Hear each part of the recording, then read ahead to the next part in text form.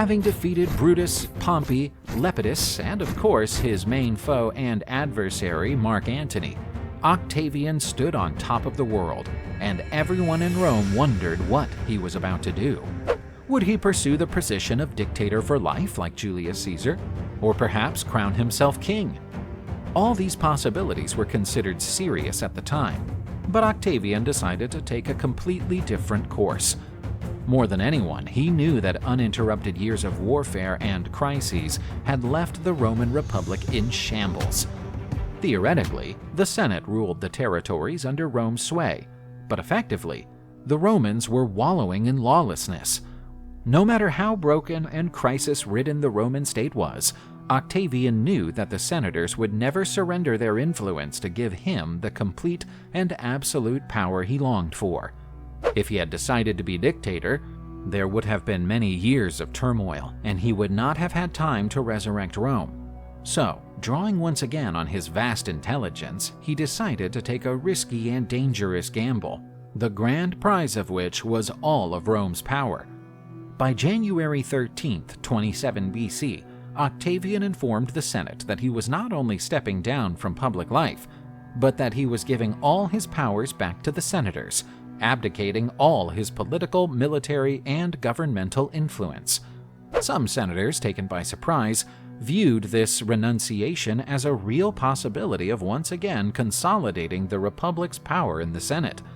This was only an illusion, however, as Octavian's statement sent most of the Senate into panic, fearing that his withdrawal from public life would jeopardize the scant stability that had been achieved, allowing for the restart of civil wars and tribulations that the senators wanted to avoid.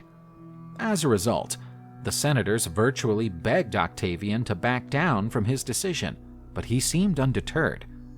As a result, the senators' offers for him to continue grew progressively more preposterous, as each offer made by the senators practically extinguished the Republic. Eventually, after much debate and discussion, the senators made an offer that got Octavian interested. First, the young general would be given the honor of commanding and overseeing enormous swaths of Rome for a decade, including Gaul, Cyprus, Cilicia, Egypt, and Hispania. This great privilege bestowed on Octavian looked like yet another of the Senate's frequent negotiations at first glance, but it was much more than that. Octavian would now not only manage most of Rome, but would also have almost all the legions under his direct rule. The Senate would still control precious regions such as Macedonia and North Africa, but its power would be largely tokenistic, as the senators would only have 6 legions under their direct control, while Octavian would have at least 20. We can say, to some extent, that the Senate was providing the legality to ratify the powers that Octavian had dreamed of. With this much authority, he could guarantee that his closest allies would run these provinces, and that his orders would be strictly followed. But that still was not enough. To definitively cement his power, it was decided that on January 16, 27 BC, Octavian would be given 2 titles. One was that of Principus Senatus, a title that once implied that its bearer was the most influential member of the Senate. But this time, the significance would be much greater, since, according to historians, this title meant that Octavian would have royal powers from then on.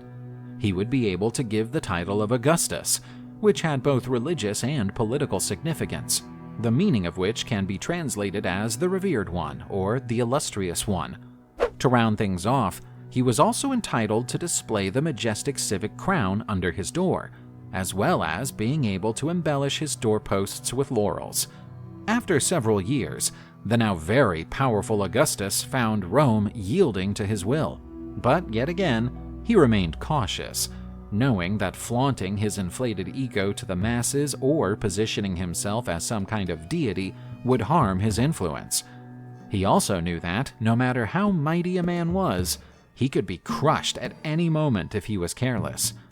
For this reason, Augustus was unwilling to accept titles offered by the Senate and avoided wearing symbols of royal power, such as a crown, scepter, or purple tunic. Rather, he insisted on expressing his respect for the senators to convey the impression that they continued to control the Roman affairs.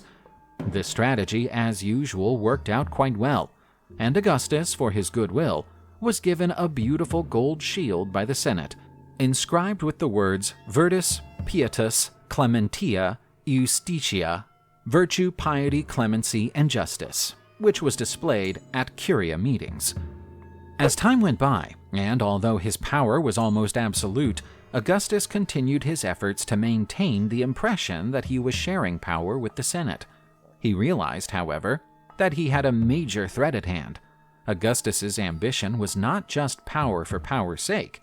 He hoped that his line would rule Rome forever, but this would not be an easy task. In 23 BC, his nephew Marcellus suddenly died at just 21 years old, and in the spring of that same year, Augustus started to experience the effects of a serious illness, which led him to believe that his days were numbered. With few options left in mind, he decided to appoint his faithful and loyal friend Marcus Agrippa as his successor, letting everyone know that, if he died, Agrippa would be the one guiding Rome's destiny. Eventually, however, Augustus recovered from his illness, allowing him much more time to figure out his succession. After his recovery, one of his first moves was to marry his sister Julia to Agrippa, so that this union would ensure the survival of his dynasty. 2 children were born of this marriage, Gaius and Lucius, who from birth were practically addressed as Augustus's sons. However, the following year, in 20 BC, a major crisis erupted in Rome, forcing Augustus to divert his attention. A severe food shortage struck, and this quickly made people panic, fearing that the famine would last for a long time. They called for a solution, and, even more than that, they urged Augustus to adopt dictatorial powers to tackle the problem. He initially refused to accept these, but shortly afterwards, during a Senate session, he agreed to take on the role of overseer of Rome's grain. Happily for the people, he quickly succeeded in resolving this crisis, allowing his popularity to grow even more. That same year, somewhere in September, Augustus became aware that Fannius Caepio and his ally Lucius Licinius Murena were plotting against him, intending apparently to put an end to his rule. Moving swiftly, even though the men were not around to defend themselves, a treason trial was set up against the two, the prosecutor of the case being a young man called Tiberius, who was Augustus's stepson. Unanimously, the jury found Caepio and Lucius guilty, and both were executed after being captured. But this trial proved to be much more meaningful, showing that anyone who took a stand against Augustus and plotted against him would be denied clemency and mercy. After 2 years, although Augustus had immense power and influence that even Caesar himself would have been amazed by, he was not content. His thirst for power was unquenchable, to the point that, however much influence he had, it just did not seem enough. So he decided to act. In 19 BC, after many struggles in the Senate, and with the essential help of Agrippa, Augustus reached the moment he had been looking forward to all his life. He was awarded the Imperium Maius, which basically implied that he now had full control of all the Roman legions, as well as command of all the provinces of Rome. Ever cautious, he showed nothing but modesty, declaring that he was neither king nor anything like that, but preferred to be addressed as principes or first citizen. Titles aside, however, he was now far more than a king, to the extent that many historians agree that Augustus could finally be seen as the emperor of Rome from that point on. The Republic was now effectively dead and buried, with the Roman Empire born in its wake. Having complete power in his hands, Augustus could now concentrate on many of his military hopes and dreams, so much so that, in the following years, he launched countless campaigns of conquest, in which his troops succeeded in annexing several territories. Among the most notable was the incursion against rebellious tribes living in Cantabria. The fighting there was fierce, but the Romans finally defeated their opponents in 19 BC, a victory that not only enabled them to annex new lands, but was also economically important. as these areas had large deposits of gold, as well as vast reserves of other precious minerals.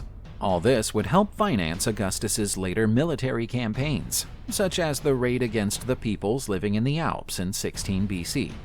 When the Romans defeated them, they achieved a great natural barrier against their enemies from Germania, who lived in the north.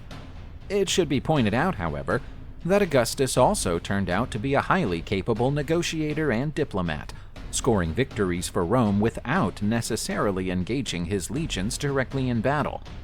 For instance, he negotiated with puppet kingdoms close to the Parthian Empire, an old Roman enemy.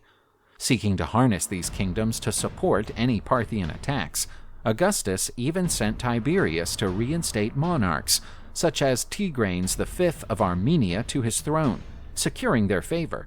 But his biggest diplomatic triumph came in 20 BC, when, in a negotiation with Pheredes IV of Parthia, he succeeded in capturing significant battle banners from the Parthians in Rome's humiliating defeat at the Battle of Carrhae, where around 20,000 Romans had been killed.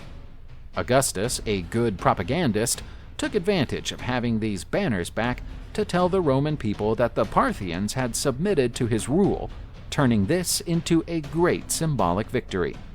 But he did not only spend his time on military affairs. When Augustus was in charge, he poured tons of money into remodeling and urbanizing the empire, putting the rural and archaic past behind him. He enjoyed investing in constructions, appointing his loyal friend Agrippa to supervise many of them. The most famous of these were large public buildings, baths, aqueducts, and of course, the Pantheon. Augustus ordered an extensive road network to be laid out, vital for making it easier to control the empire and expanding trade in the most varied regions. His investments in security and the protection of important sites also became well known, with him spending large sums on a fleet that patrolled the Mediterranean. An art enthusiast, he dedicated a significant part of his time to patronizing artists, who eventually became highly important figures in ancient literature, such as the writer Virgil. And besides all these pursuits, the emperor was very much interested in legal and administrative issues.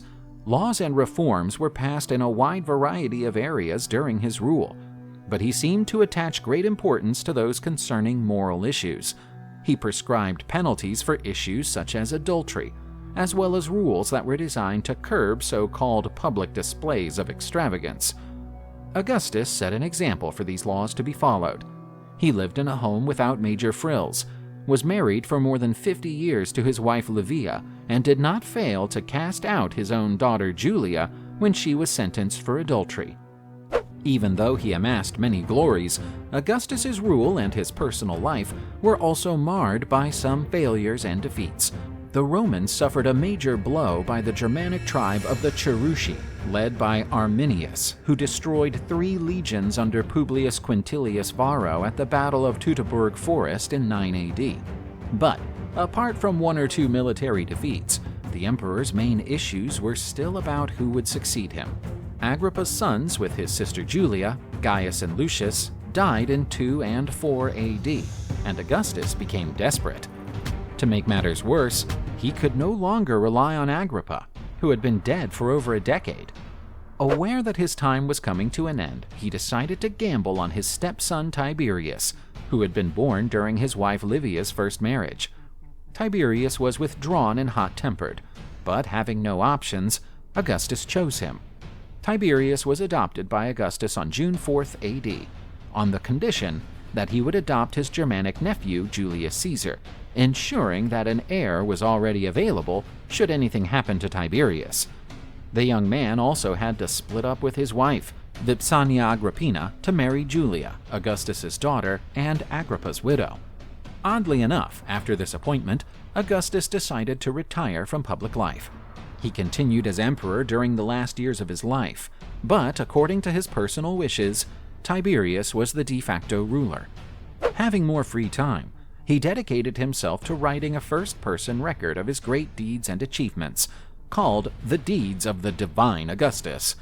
He also drafted a political declaration, leaving statements like this: At the age of 19, on my own initiative and at my own expense, I raised an army, by means of which I liberated the Republic, which was oppressed by the tyranny of faction.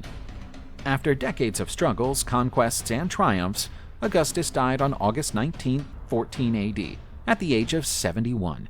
His last words are said to have been, "I found Rome as a city of bricks, and left it as a city of marble." He began his rise as Julius Caesar's young heir, but Augustus not only succeeded in avenging his adoptive father, but also made his name a synonym for power throughout the millennia, as well as going much further than Caesar had ever dreamed. His influence and expertise were such that historians still claim that Augustus's rule was the golden age of the Roman Empire, since no other emperor could surpass his accomplishments, making Augustus one of the most important figures in Roman history. If you enjoyed this video, please like it and subscribe to the channel. I'll stay right here until the next one.